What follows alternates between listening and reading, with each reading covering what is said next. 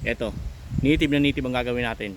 Kung paano gumawa ng kutsara na yari sa bao. Gagawa na tayo ng kutsara na yari sa bao.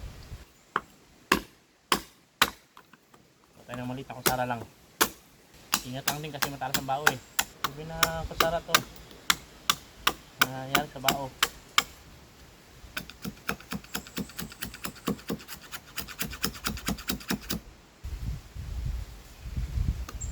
Okay na to, kahit wala na itong tangkay. Ito na lang, papalititan tanan ng konti. Kapit na. Oh, finish na oh. Oh, konti na lang. Yan, di ba? Importante may pangan tayo, kutsara. Yan, mabilisan. Paggawa ng kutsara na bao. O tayo-tayo lang tayo pag ginagawa. Matigas kasi. Saka sensitive din siya.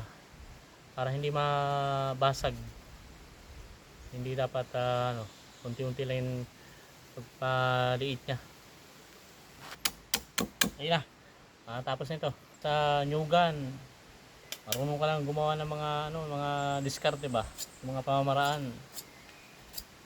Magkakaroon ka ng ng magagamit. Kaya nga ito, kutsara. Kakalisan na lang yan, kinakalis na lang yun Yan. Sabi nga kung ano yung available, yun muna yung pagtsatsagaan natin. Ito taga sa probinsya, di ba? Masarap ang buhay sa probinsya. Yung iba gusto umuwi ng probinsya eh. Kasi talaga sa probinsya tahimik. Kung pwedeng gawin din. Tulad nga nito, pagawa ng kutsara, di ba? Oh, kaya na malaking bao yan. Oh, ngayon kutsara na oh, di ba? Pwede na yan. Oh. Yun, DIY. Improvise. Para-paraan ika nga para meron tayo ng gamit. Okay na. Diba? Oh, gito guys ang pagkagawa ng kutsara sa pamagitan ng bao. Yan. Kutsara gawa sa bao. Oh, di ba? Kutsara na oh. Di ba? Oh, pero na improvise na to. Oh, pwede na yan. Oh. Ito yung kahalagaan kapag marami ka ding paraan na magagawa.